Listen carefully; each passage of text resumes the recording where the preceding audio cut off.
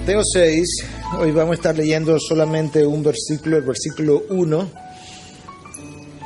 y vamos a detenernos ahí para exponer la palabra. Cuidad de no practicar vuestra justicia delante de los hombres para ser visto por ellos. De otra manera no tendréis recompensa de vuestro Padre que está en los cielos. Este es nuestro texto. Cerramos el capítulo 5, donde Cristo venía haciendo un énfasis especial sobre las enseñanzas que ellos habían recibido y estaba tratando de corregirlas. Y ahora entonces nosotros entramos al capítulo 6, donde el mismo Señor está haciendo otro énfasis, por esta vez en la práctica. Aquella parte del capítulo 5 que cubrimos, sobre todo la última porción de ese capítulo, hablaba de enseñanza que ellos habían recibido. Ahora Él está hablando de práctica que ellos han visto y que Él quisiera corregir. Este capítulo es el marco de referencia de los próximos 18, este versículo, es el marco de referencia para los próximos 18 versículos. Y lo que Él va a hacer en lo sucesivo es darle 3 ilustraciones de lo que Él habla en este primer versículo. Él tiene una ilustración sobre el ayuno, una ilustración sobre la oración, una ilustración sobre el diezmar. Pero el centro o el punto de enseñanza está aquí en lo que yo acabo de leer. La palabra clave en estos 18 versículos, ¿verdad?, que constituyen toda una sección, es la palabra hipócrita. Y viene de una palabra griega que es upokritase, que fue usada en aquella ocasión para referirse a un actor de teatro que se enmascaraba y al enmascararse pues escondía su verdadera identidad. De tal forma que esa palabra aún en aquel tiempo ya tenía el sentido con el que nosotros le conocemos hoy. El diccionario de la Real Academia lo define la hipocresía como fingimiento de cualidades o sentimientos contrarios a los que verdaderamente se tienen o experimentan. Esta palabra hipócrita aparece en el versículo 2, 5 y 6. Pero esas son ilustraciones del punto que nosotros vamos a estar tratando hoy. Este es un tema recurrente, tanto a lo largo de toda la Biblia como a lo largo del Evangelio de Mateo. Escucha a Mateo como dice lo siguiente en 15:7. Bien profetizó Isaías de vosotros, hipócritas, ahí está nuestra palabra, como está escrito, este pueblo con los labios me honra, pero su corazón está muy lejos de mí. Este pueblo hace una cosa con los labios, pero la realidad es que sus labios y su corazón no están conectados. Escucha Mateo una vez más, 22:18. Jesús, conociendo su malicia, dijo, ¿por qué me ponéis a prueba, hipócritas?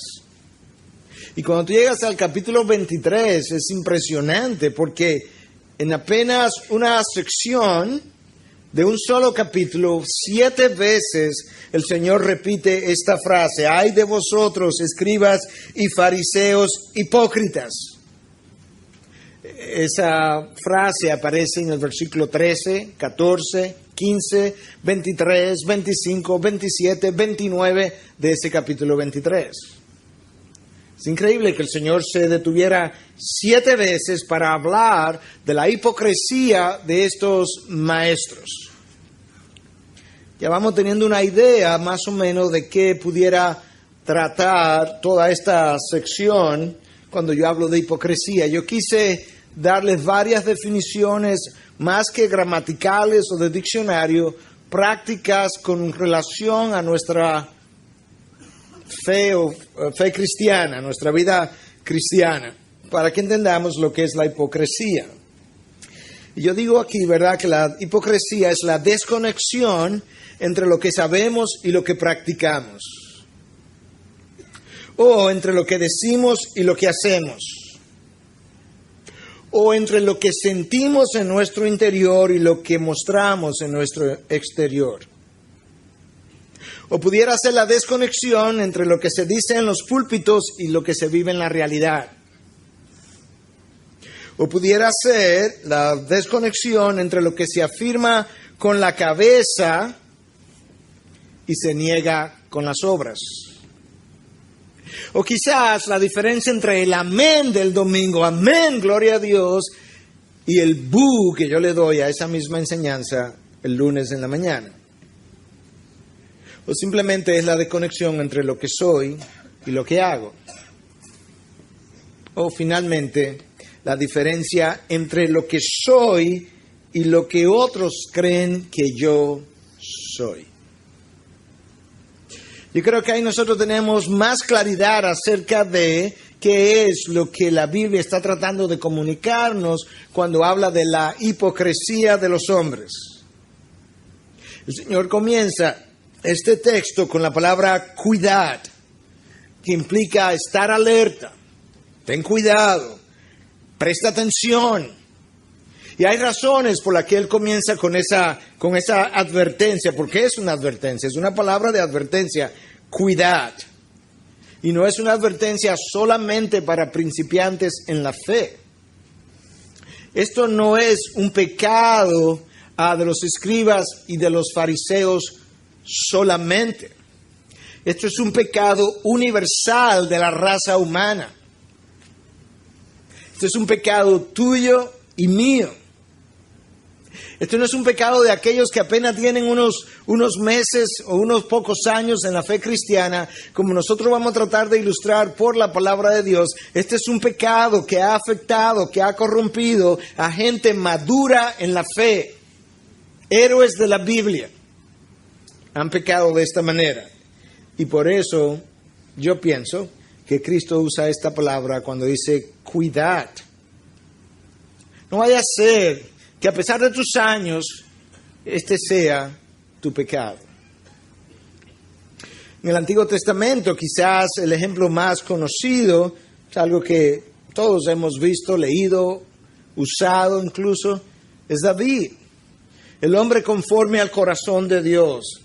Toma a esta mujer, trata de ocultar su pecado, emborracha a su esposo, lo envía a su casa 2 veces para que tenga intimidad con ella, para hacer lucir que el embarazo no es de él, sino de su esposo. Eso es hipocresía, eso es esconder los hechos. Cuando eso no resultó, él lo envía al campo de batalla y crea un plan que termina con su muerte, y entonces él la toma como mujer viuda y no como amante, que es lo que ella realmente había sido. Eso es hipocresía. En el corazón de un hombre que en un momento dado Dios dijo, este hombre tiene un corazón conforme al mío. Eso no es solamente un pecado de líderes en el Antiguo Testamento, esto es un pecado de líderes en el Nuevo Testamento. Domingo pasado hablamos de Pedro. Usted conoce bien la historia. Este es el pecado con el que Pedro luchaba en su vida cristiana, antes de la crucifixión y después de la crucifixión. Usted conoce la historia porque la revisamos la semana pasada, donde Pedro negó al Señor a la hora de la prueba, no una vez, sino 2, ni 2, sino 3. 3 veces. Permíteme expandir algo de lo que yo dije la semana pasada para que tú puedas entender mejor por qué Pedro es un ejemplo de lo que este pecado representa en el corazón del hombre. Dijimos que la palabra traducida como discípulo en el hebreo es talmid en el singular, talmidim en plural. No todos los rabinos tenían talmidim. Todos los rabinos tenían estudiantes y discípulos. Muy pocos tenían talmidim. El talmidín era un discípulo especial que dejaba su vida, su vocación, se retiraba a vivir con su rabino 24/7, 24 horas al día, 7 días a la semana. Su meta no era aprender todo lo que el rabino sabía, sino llegar a ser exactamente como ese rabino. No todos los rabíes podían tener talmidim. Tú tenías que pertenecer a un grupo especial de rabíes para poder tener talmidim. Bueno, ¿quiénes eran esos rabíes? Bueno, rabíes que tenían lo que se llamaba shmiha, autoridad. Rabíes con shmiha. Bueno, ¿Qué implicaba eso? Que ellos tenían la autoridad para introducir nuevas enseñanzas, nuevas implicaciones y aplicaciones. Los demás simplemente se limitaban a decir, según fulano, según Moisés, pero el rabí con smija podía introducir nuevas enseñanzas. Y esto no era una calificación sencilla. El gran maestro judío Shammai adquirió ese estatus a la edad de 85 años. Y requería que dos rabíes también con smija pusieran tu mano, su autoridad sobre ti públicamente, de manera que tú pudieras testificar quién te dio smija. Ahora tú entiendes por qué con cierta frecuencia los seguidores de Jesús venían y le cuestionaban y le decían, ¿quién te dio smija? ¿Con qué smija tú hablas? Se piensa, en el caso de Jesús, para fines de ellos, su smija se la dio Juan el Bautista, quien lo bautizó, cumpliendo toda justicia, y el Padre, cuando abrió los cielos y dijo, este es mi Hijo amado, en quien tengo complacencia, a él oíd. Usted se preguntará, ¿qué tiene todo eso que ver con Pedro? Bueno, es que Cristo era uno de esos especiales, el más especial de los rabíes, con smija, y los discípulos de tal rabíes o de tal rabí tenían que tomar un voto el día que entraban a formar parte de ese grupo, de que ellos jamás le abandonarían, que ellos permanecerían con él toda su vida y que ellos tratarían de ser exactamente como él. Pedro es uno de esos. Y a la hora de la prueba, Pedro jura no haber conocido a su rabí. Pedro, déjame ver, Pedro. Tú tomaste un voto. Tú juraste permanecer con tu maestro toda la vida. Con toda probabilidad tomaste un voto y juraste que tú ibas a llegar a ser como él. Y tú hoy juras jamás haber conocido a tu rabí. No lo conozco, no lo conozco, no lo conozco. Eso es hipocresía una vez, dos veces, tres veces.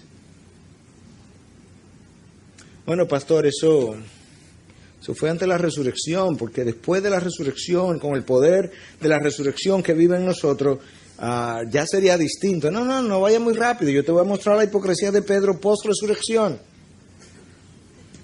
Pero la razón por la que yo quiero mostrarte la hipocresía de Pedro post-resurrección no es para acusar a Pedro, es para advertirnos a nosotros. Que no somos apóstoles, que no somos talmidim y que no le hemos visto en persona ni caminamos sobre las aguas.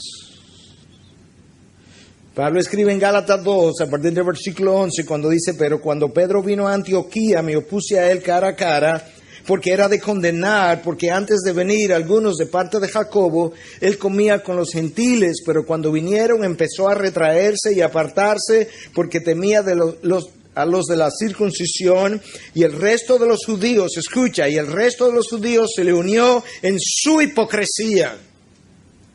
De tal manera que aún Bernabé fue arrastrado, escucha otra vez, por la hipocresía de ellos.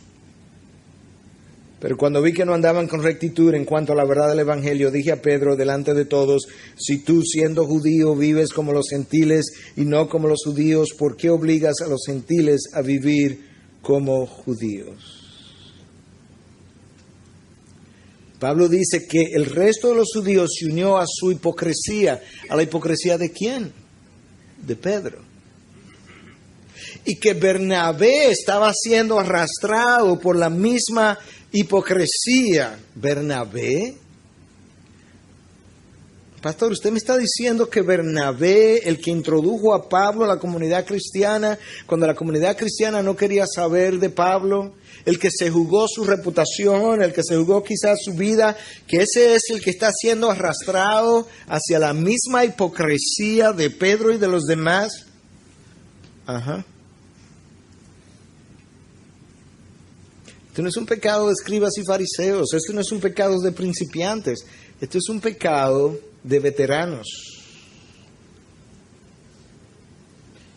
Y ahí está tú y estoy yo.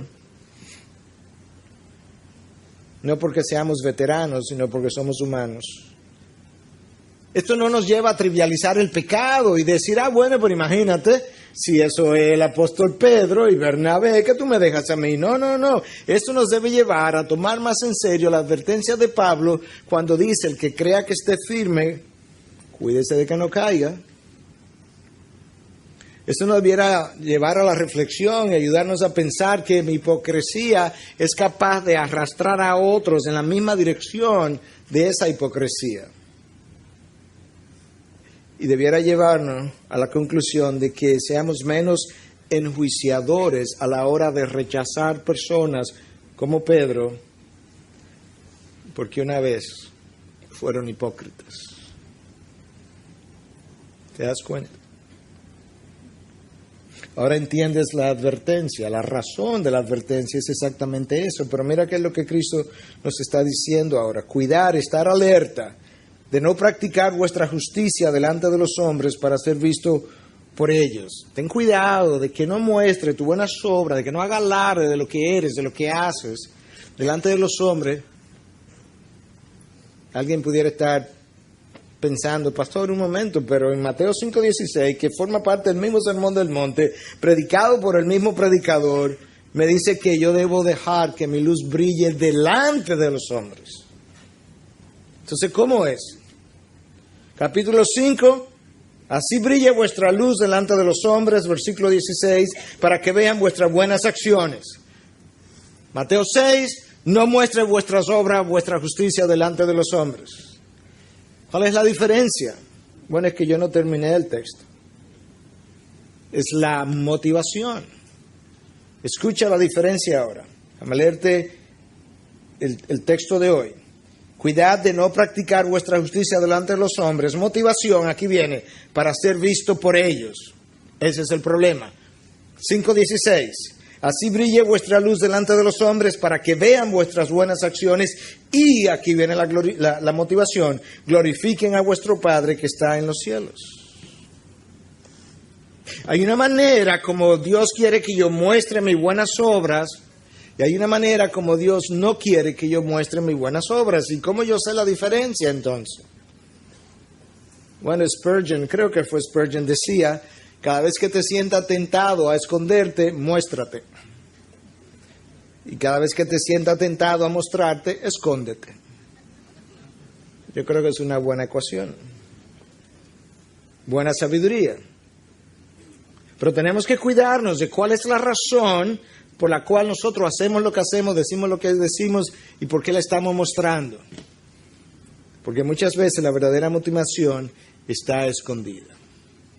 Y si mi motivación realmente no fue la gloria de Dios, sino el yo mostrarme, entonces escucha lo que Cristo dice. De otra manera no tendréis recompensa de vuestro Padre que está en los cielos. Cada vez que yo hago una de estas obras y la muestro para mi propia gloria, Dios dice, y recibiste y le gustó a los hombres y los hombres te aplaudieron, tú acabas de recibir tu recompensa. ¿Cuál fue? El aplauso de los hombres, pero no espere nada más. Cuando llegue al reino de los cielos no lo mencione, que eso no tiene registro aquí arriba. Eso no tiene conocimiento. Para el reino de los cielos eso no ha pasado. Ya tu recompensa fue recibida. En salario, en aplausos, en popularidad, en aprobación humana, pero nada divino. Hermanos, cuando nosotros hacemos lo que hacemos, ¿qué tan consciente tú estás y de qué manera intencional tú estás procurando que aquella persona que está frente a ti vea algo de Dios en ti. Porque si yo no tengo eso de manera consciente y no lo hago de manera intencional, con toda probabilidad la gloria de Dios es lo más lejos que yo tengo en ese momento. Y como vamos a ver más adelante, yo no tengo ninguna otra razón para vivir o para trabajar. No es lo que yo hago en un estudio bíblico, lo que dirijo, lo que cuenta, es todo lo que yo hago en mi vida, que se supone tenga el mismo propósito. Y la motivación para lo cual yo hago lo que hago es vital, y lamentablemente la motivación muchas veces está errada aún en nuestras mejores cosas. Escucha a Santiago 4:3 al principio del versículo. Pedís y no recibís porque pedís con malos propósitos. O sea, ahora mi oración está corrompida. Yo hablaba con alguien esta semana, lo voy a mencionar de manera anónima y creo que la persona no va a tener problema, porque yo creo que sirve para ilustrar nuestro problema general. Estábamos conversando y entonces yo le digo, bueno, yo creo que tú debes pedirle esto a Dios. Voy a dejar hasta el problema del cual estábamos hablando anónimo a propósito. La persona me dice, eso mismo yo le he estado pidiendo. Y yo le digo, se lo estás pidiendo, pero tú no lo quieres. Y él me dice, ¿por qué? Digo, porque mira lo que me dijiste al principio. Y se lo menciono. Y ella abre sus ojos y me dice, wow, pero es verdad. Yo estoy pidiendo una cosa que yo ni siquiera quiero. ¿Te das cuenta cómo somos? Y eso no es típico de ella sola. Eso es típico de la raza humana aún después de ser redimida. Santiago lo dijo, pedís y no recibís. ¿Por qué yo pido y Dios no me da? Porque los propósitos y las motivaciones no son las correctas. Manchamos las cosas que Dios nos pide que hagamos, las manchamos con el pecado. Por eso decía Juan Calvino que no hay ninguna obra tan honorable que no pueda ser corrompida por la hipocresía. No hay ninguna obra tan alta, tan sublime, tan excelsa que la hipocresía del hombre no la pueda corromper. Yo lo digo de otra manera, pero es muy similar. No hay ningún hombre tan santo que no haya caído en este pecado y que no vuelva a caer en el día de mañana. La hipocresía en esencia es el pecado de decir una cosa y hacer otra cosa.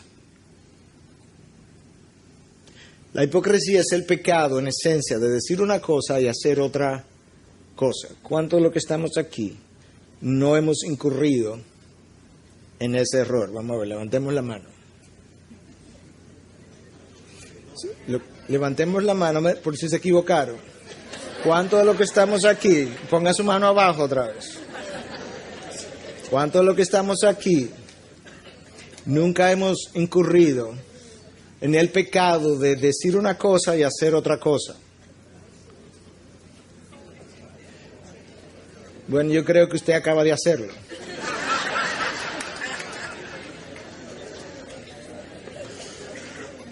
La única persona que vivió una vida totalmente consistente, el 100% de sus días, fue Jesucristo. Ninguno de nosotros. Lo que tenemos que hacer es descubrir cuándo y cómo hemos hecho eso. La hipocresía es el pecado que está en el libro de Génesis y está en el libro de Apocalipsis y está en todas las páginas de la Biblia, desde Génesis hasta Apocalipsis. La hipocresía es el pecado que Dios denuncia con más vehemencia. Él usa a los fariseos en su momento porque eran los maestros de la ley y lo que más estaban causando problemas. Y antes de que Cristo viniera, ya los fariseos habían sido clasificados en 7 grupos. Déjame dártelo rápidamente para que tú veas cuál es la coyuntura en la que Cristo está predicando esto. Número 1, the shoulder Pharisee, o el fariseo de hombros, que se ponía aquí cosas sobre sus hombros para destacar las obras buenas que él venía haciendo. Entonces, el fariseo de hombros. The wait a little Pharisee, el fariseo que decía siempre, espera un poquito, porque en la espera otro lo hacía, y así él nunca hacía nada.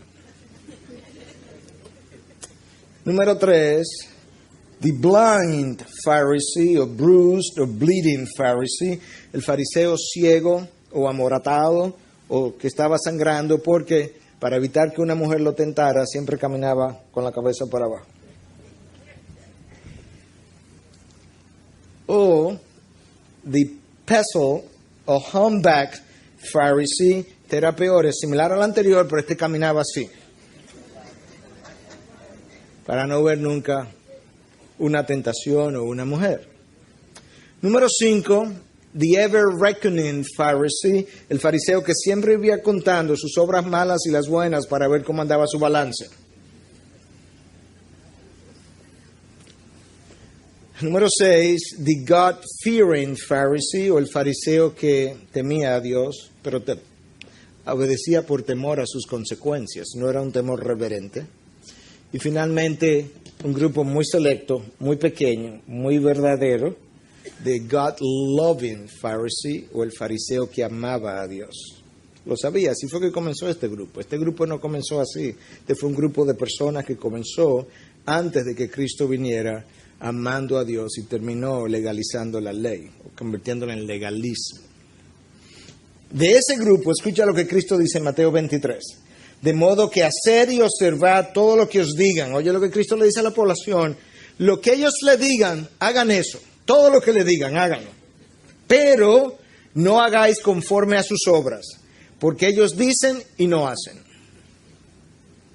O sea, Cristo le está diciendo, sabes que yo no tengo problema con sus enseñanzas, háganlas, son buenas, son parte de la ley, pero no se fijen en cómo viven, porque ellos dicen y no hacen. Esa es la descripción de Cristo de la palabra hipocresía.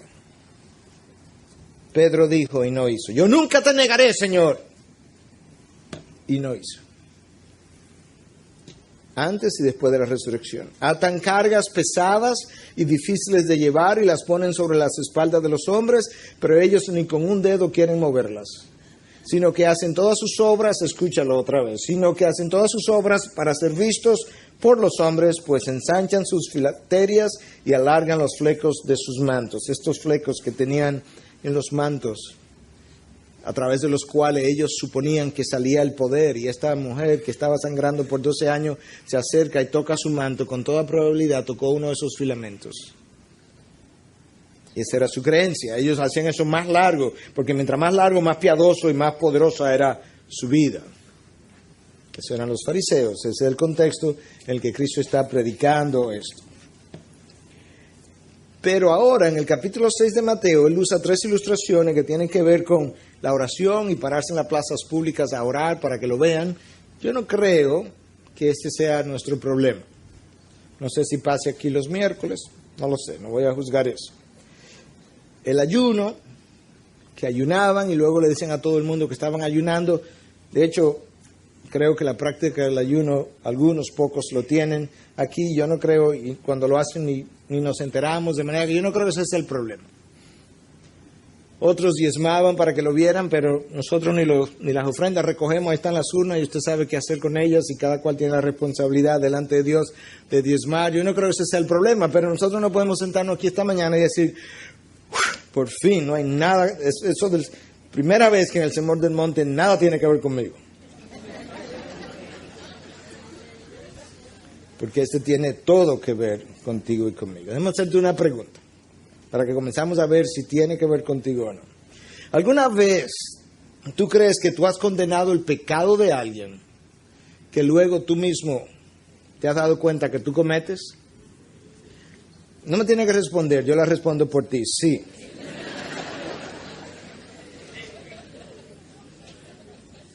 Y por mí. Escucha lo que Pablo dice, Romanos 2:1. Por lo cual no tienes excusa, oh hombre, quien quiera que seas tú que juzgas, pues al juzgar a otro a ti mismo te condenas, porque tú que juzgas practicas las mismas cosas. Pablo le está hablando al judío ahí que condenaba al gentil y le dice a Pablo le dice al judío, oye, tú vives condenando al gentil, pero tú no tienes excusa, porque yo veo que tú haces lo mismo que tú condenas en el gentil. Tú eres tan culpable como él. ¿De qué es que tú lo acusas? Tú y yo hemos hecho eso en algún momento. Y luego entonces Pablo continúa en Romanos 2:3, le dice, y piensa esto, oh hombre, tú que condenas a los que practican tales cosas y haces lo mismo, que escaparás al juicio de Dios. La pregunta es, ¿qué es lo que hace que tú y yo podamos condenar, ver y luego condenar el pecado en otro que nosotros cometemos y en nosotros no lo vemos? ¿Qué es lo que crea ese problema? Que cometemos el mismo pecado que estamos condenando en otro. Yo creo que la respuesta es más o menos obvia. El problema está en que nosotros vivimos examinando las vidas de los demás y haciendo poca autoexaminación. Y por tanto, yo descubro cosas en las vidas que estoy examinando y no las veo en la mía, que no la estoy examinando. Y yo creo que eso es muy común, aún dentro del pueblo de Dios. Escucha el antídoto para esa enfermedad que yo acabo de mencionar. La cura, de acuerdo a las palabras de Cristo. En Mateo también, en el Sermón del Monte también, en 7.1. Nos vamos del 6.1 al 7.1. ¿Y por qué miras la mota que está en el ojo de tu hermano? Esa es la examinación de la vida del otro. Y no te das cuenta de la viga que está en tu propio ojo, la autoexaminación. ¿O cómo puedes decir a tu hermano, déjame sacarte la mota del ojo cuando la viga está en tu ojo? Hipócrita, ahí está la palabra nuestra del día de hoy. Saca primero la viga de tu ojo y entonces verás con claridad para sacar la mota del ojo de tu hermano. El llamado de Dios es a la autoexaminación, no a la examinación de la vida de los demás. A menos que como parte del liderazgo de la iglesia, Dios te haya dado la responsabilidad de involucrarte en sus vidas con la idea de corregir su caminar y ayudarle a tener un caminar más obediente y que traiga mayor gloria a Dios. Fuera de ahí, mi llamado es a la autoexaminación. La examinación de la vida de los demás me lleva a pecar más frecuentemente que el bien que me hace o que le hace al otro. Yo creo que eso lo podemos ver. Contestamos una pregunta, ¿qué me hace ver la falta en el otro que no me permite y que yo no la puedo ver en mí? Bueno, la examinación de la vida del otro y no la mía. Pero yo tengo que hacer otra pregunta. ¿Qué nos lleva a ver la falta del otro y no en nosotros? Escúchame, porque suena como idéntica la pregunta, pero no es exactamente la misma. Yo pudiera decir, bueno, pastor, pero ya usted dijo que la examinación de la vida del otro. Sí, pero escucha. Si yo estoy condenando un pecado en Pedro, que yo cometo, que yo practico, y yo lo puedo ver en Pedro, y no lo puedo ver en mí, ¿cuál es la razón? Bueno, pudiéramos decir, de acuerdo a las palabras de Cristo, bueno, es la viga que está en mi ojo. Cristo dice, oye, como lo dice Cristo, no me permite ver con claridad. Saca primero la viga de tu ojo y entonces verás con claridad para sacar la mota del ojo de tu hermano. Ok, pero yo tengo otra pregunta todavía. Si es la viga que está en mi ojo que no me permite ver con claridad, ¿por qué yo no veo con claridad ese pecado en mi vida y lo veo clarito en la vida del otro? Porque la viga está en el ojo. ¿Por qué tú piensas? Bueno, necesito por un lado, ya dijimos, autoexaminación, pero la realidad es que usualmente cuando eso ocurre es porque el pecado que yo estoy condenando es mi pecado. Como es mi pecado, yo sé cómo luce desde lejos, yo sé cómo se comporta y cuando lo veo a leguas lo distingo. Yo he vivido con él. Déjame ver si lo puedo ilustrar. Cuando tú tienes un grupo de personas, en ese grupo de personas tú tienes a alguien que se está comportando orgullosamente, la persona que más irrita es la persona más orgullosa del grupo. ¿Sí o no? Es así. Déjame ver si lo puedo ver en la Biblia. Jesús elige los hijos del trueno, Juan y Jacobo. Juan y Jacobo, como usted conoce, vienen y le dicen a Jesús que tenían una petición. No era muy grande, era una petición nada más. No te vamos a pedir muchas cosas, una sola. Cuando tú vengas en tu reino, déjanos sentar a mano derecha y a mano izquierda. Bueno, Jesús no se lo dio la primera vez, mandaron a su mamá. Mami, mira, ve, habla con el maestro, a ver. Jesús, tú piensas que eso es orgullo, ¿verdad? Ellos quieren sentarse a la mano derecha y la mano izquierda. Yo pienso que eso es orgullo. Jesús lo escucha y le hace una pregunta. No se irrita, no se molesta, le dice, ¿podéis beber la copa que yo he de beber? Y ellos respondieron, ¿qué usted cree que respondieron? Podemos. El orgullo sigue hablando. Claro que podemos. ¿Qué pregunta es esa? El maestro oye lo que el maestro dice. Al oír esto, antes del maestro, al oír esto, los 10 se indignaron contra los 2 hermanos. ¿Por qué se indignaron los otros 10? Porque querían lo mismo, porque tenían lo mismo en su corazón, tenían orgullo, ya se fueron adelante, ya no se lo podemos pedir al maestro. ¿Ya qué va a decir el maestro? Que ya me lo pidieron. Entonces ellos están indignados con esta petición, pero no a ellos que le han hecho la petición. Escucha al maestro, que es quien recibe la petición y quien tiene pureza de corazón. Pero Jesús, a mí me encantan los peros. Estos se indignaron, pero Jesús, llamándolos junto a sí, vengan, mi hijo, vengan. Dijo, ¿sabéis que los gobernantes de los gentiles se enseñorean de ellos y que los grandes ejercen autoridad sobre ellos? No ha de ser así entre vosotros, sino que el que quiera entre vosotros llegar a ser grande será vuestro servidor. Vengan, hijo, vengan, acérquense. Ustedes tienen que escuchar. Este otro reino, estos son otros valores. Esto no es como la gente del mundo. Mientras tanto, los otros 10 estaban indignados. Porque el pecado de Juan y Jacobo era el pecado de ellos. ¿Tú recuerdas cuál fue el pecado de Jimmy Swaggart cuando él denuncia a su amigo pastor que estaba en pornografía?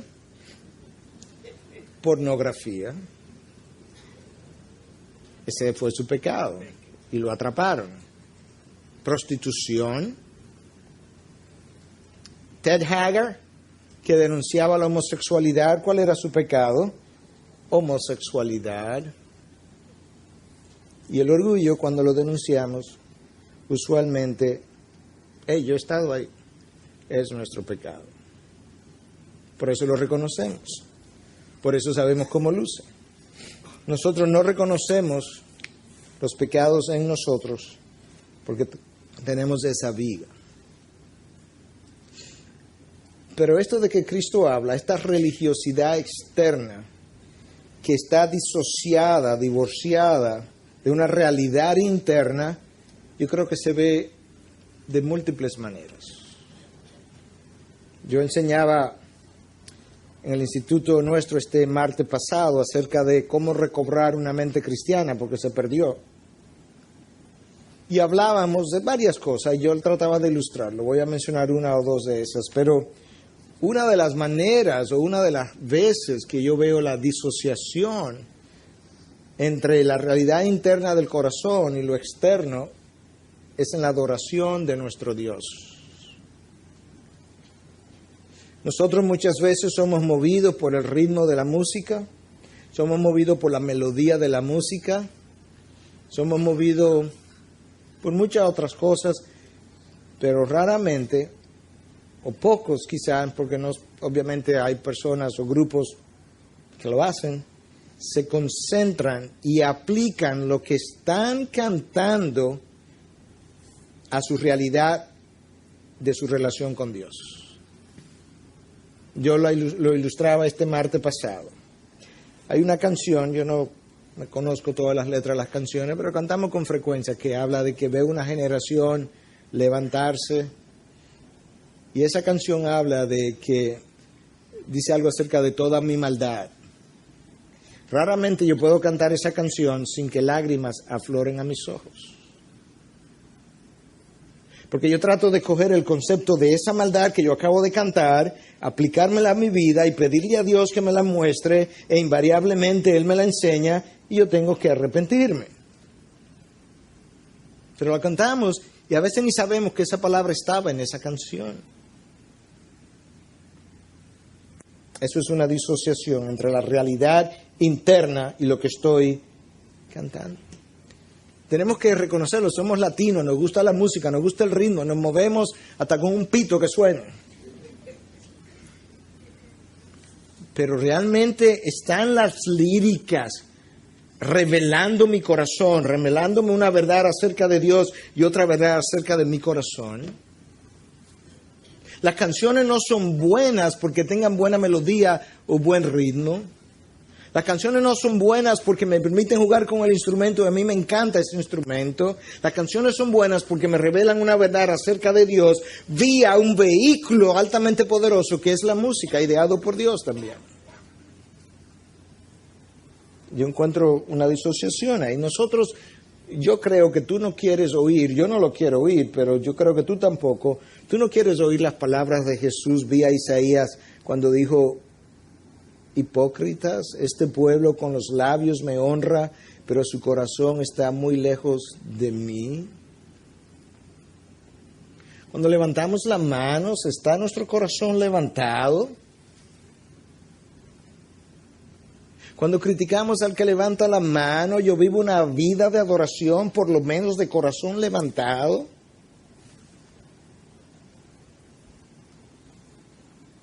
No. El pueblo judío nunca dejó de ofrecer las oraciones correctas, las oraciones. Salvo algunas excepciones, ofreció los sacrificios correctos. Salvo algunas excepciones, ofreció o guardó las fiestas correctas. Dios viene a través del profeta Isaías, capítulo 1, y le pasa revista a las cosas que Dios le había dado para que lo adoraran a Él. Oye lo que Él dice, en capítulo 1 de Isaías, versículo 11. Estoy harto de vuestros sacrificios. La Reina Valera dice hastiado. Versículo 13, tus ofrendas son vanas. Versículo 13, el incienso que yo te di para que me adorara me es abominable. Versículo 14, las fiestas judías que yo ordené, mi alma las aborrece. Y agrega, estoy cansado de soportarlas, agotaron mi paciencia. Ahora escúchame, tú pensarías que esas quejas tienen que ver en ese contexto, porque hubo otro momento en que sí fue así, pero en este momento tú pensarías que si estas son las quejas, tú pensarías que es que el incienso le han cambiado la fórmula, o que los sacrificios son de corderos tuertos, tú pensarías que eso es, o que las fiestas no le están guardando, las guardan mal. No era eso. De acuerdo al capítulo 1 de Isaías, ¿tú sabes cuál era? La disociación entre la adoración y la justicia social. Él tiene una sola queja, fuera de esas áreas de adoración: del huérfano no te ocupa, la viuda te tiene sin cuidado, tú no practicas la justicia social. Y dice entonces, la ciudad se ha convertido en ramera. La ciudad fiel que estaba llena de justicia y ahora está llena de injusticia. ¿Qué es lo que Dios está diciendo? Yo veo una disociación, un divorcio entre la vida de adoración de mi pueblo y la vida secular allá afuera. Mi pueblo no cree que su vida allá afuera es tan sagrada como la vida de adoración. Mi pueblo no cree que vive corandeo enfrente de mi rostro. Mi pueblo cree que la vida de santidad es en cuatro paredes del templo. Y esa es la denuncia de Dios. Y Él dice, comeréis lo mejor de la tierra si obedecéis. En otras palabras, la escasez de la tierra, la dificultad de la economía que yo manejo, yo controlo. ¿Tú sabes por qué está así? Por desobediencia. Pero si obedecierais, comeríais lo mejor de la tierra, dice Dios.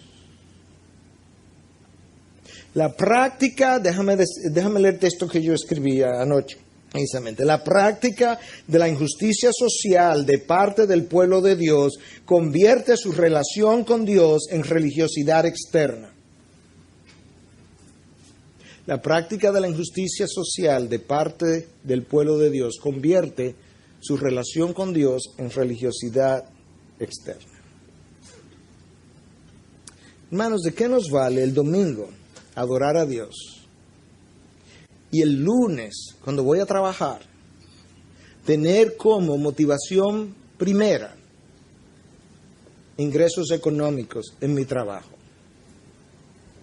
Ahí hay una disociación enorme entre lo que hice el domingo y lo que estoy haciendo el próximo día. Déjame ilustrarlo de esta manera que lo ilustré en clase. Si alguno de ustedes tienen este oficio, no le estoy hablando a usted, le estoy hablando a todos. Un vendedor de carro, cuando vende un carro, su gozo mayor no puede ser en el beneficio que le saqué a este carro. Y si él es cristiano, él acaba de pecar en una venta que parecía justa. Porque su propósito número uno en la venta de un carro no es su ganancia. Te lo voy a ilustrar por la palabra de Dios. El propósito número uno es que el comprador haya visto a Dios, sus virtudes en él o a través de él de alguna manera. Así no haya ganado $1. Pastor, pero espérese porque yo vivo de eso. No, tú no vives de eso, hermano. Tú vives de la mano misericordiosa de nuestro Dios que pone comida y pone mantenimiento en tu casa todos los días. Yo no vivo primariamente de lo que hago. Si yo vivo de eso, yo no necesito a Dios, yo necesito muchos carros y muchos clientes. Y mucha promoción y mucha mercadología. Yo vivo de la provisión de la mano de Dios. Lo leímos hace 2 o 3 domingos atrás. Nosotros somos nación, pueblo, real. Usted conoce el texto. ¿Para qué? Para que anunciéis las virtudes de aquel que nos llamó de las tinieblas a su luz admirable. En el púlpito, no, 24/7. En tu trabajo, en la calle, en tu círculo social. Tu único propósito en la vida es demostrar, anunciar, reflejar las virtudes del Dios que te llamó. Tú no tienes otro propósito de vida. No tienes motivo de existencia que no sea ese. Y como bendición Dios te concede que tengas ingresos por haber reflejado sus virtudes. Doble privilegio. Reflejar sus virtudes es el mayor privilegio. Tener una ganancia monetaria, segundo privilegio. ¿Te das cuenta? El médico no puede seguir haciendo diagnóstico para levantar una fama. Si esa es su motivación, él está en pecado. Él necesita que sus pacientes, sus colegas puedan ver a Dios en él y a través de él. Lo otro es secundario. Hermano, no podemos seguir con un corazón convertido y una mente pagana. No podemos. Por el amor de Dios. Seguiremos siendo exitosos en el reino de los hombres y fracasos en el reino de los cielos. Eso es un doble estándar. Es una hipocresía de nuestra parte. Decimos Dios es prioridad, pero no lo es. Hermanos, ¿de qué nos vale quejarnos todos los días de las injusticias de nuestro país? Abrimos los periódicos, mira eso, aquí no hay justicia, aquí no se aplica la justicia. Y cuando yo voy a mi casa, yo le pago a la trabajadora el mismo salario que el mundo secular inconverso paga. Bueno, por eso es lo que se paga. ¿Paga quién? El mundo secular inconverso, que no conoce a Dios. Ese es el estándar. ¿De quién? De los incrédulos, no el tuyo. Nosotros caminamos a otro ritmo. con otro estándar. Tú sabes, oh hombre, lo que Dios demanda de ti. Miqueas 6:8. Que practiques la justicia, que ames la misericordia y que camines en humildad con tu Dios. Pastores, que no me alcanza. ¿Tú sabes por qué? Ageo 1:6 tiene la razón. La inflación no es tal que no me alcanza. Dios dice, bueno, porque el que recibe salario lo recibe en bolsa rota. Yo le piché la bolsa. Para no alcance. ¿Por qué? Porque mi pueblo no puede seguir en injusticia. Nos quejamos de los robos que han ido en aumento, pero nos robamos la luz y nos robamos los impuestos. Nuestros robos no van a parar como nación hasta que el robo de impuestos y el robo de luz y todos los demás robos terminen. No puede ser, sobre todo de aquellos que pertenecen al pueblo de Dios sobre el cual se invoca su nombre. Aquellos robos no van a parar hasta que los nuestros no paren. Aquellas injusticias no van a parar hasta que las nuestras no paren. Dios no solamente está interesado en lo que yo predico. Dios está interesado en lo que yo practico. Él no está interesado simplemente en lo que yo digo, en lo que yo canto. Él quiere saber si yo soy una persona justa, que vive en justicia, que paga su trabajo, que le paga al trabajador un trabajo digno. Yo no me quiero dar palmadas en la espalda, pero le voy a dar una ilustración, porque creo que sirve como ilustración de la sensibilidad cristiana al trabajador. Yo contraté un trabajo en una ocasión por 3,000 pesos, y cuando vi lo que la persona hizo, dije, fulano, tú no puedes cobrar 3,000 pesos por eso. Eso te ha dado demasiado trabajo para que cueste 3,000 pesos. Yo no creo que tú puedes hacer eso por menos de 5,000 pesos. Bueno, me ha dado más trabajo de lo que yo pensaba, pero eso depende de usted, claro. Yo le pagué 5,000 pesos. Usted no puede decir delante de Dios, eso fue lo que Él me dijo. Usted tiene una conciencia por encima de la de Él, y tiene ingreso por encima de los de Él, y tiene iluminación por encima de la de Él porque no era cristiano. No use su oscuridad e ignorancia y falta de conciencia para tu gratificación, hermano. Tú necesitas una mente convertida al igual que tu corazón para que reine la justicia en nuestro país. Pero tiene que comenzar por nosotros, sus hijos. El obrero es digno de su salario. No digno de un salario, de su salario, de lo que cuesta, de lo que verdaderamente debe ser pagado. Escucha a Cristo. Para cerrar, Mateo 23:23. Ay de vosotros, escribas y fariseos hipócritas, porque pagáis el diezmo de la menta, del eneldo y del comino, y habéis descuidado los preceptos de más peso de la ley. ¿Cuáles son? La justicia, Miqueas 6:8, la misericordia, Miqueas 6:8, y la fidelidad. Y estas son las cosas que debíais haber hecho sin descuidar aquella. ¿Qué es lo que Cristo está diciendo? Le dice hipócrita a estos fariseos porque están pagando el diezmo, están yendo al templo, están ofreciendo su sacrificio y sin embargo practican injusticias y no aman la misericordia. La disociación entre su vida de oración y su vida social. ¿Te das cuenta que este sermón tenía que ver con todos nosotros? El ayuno, la oración, el diezmo que Cristo usa son ilustraciones de lo que estaba pasando en aquella época. ¿Qué está pasando en esta época?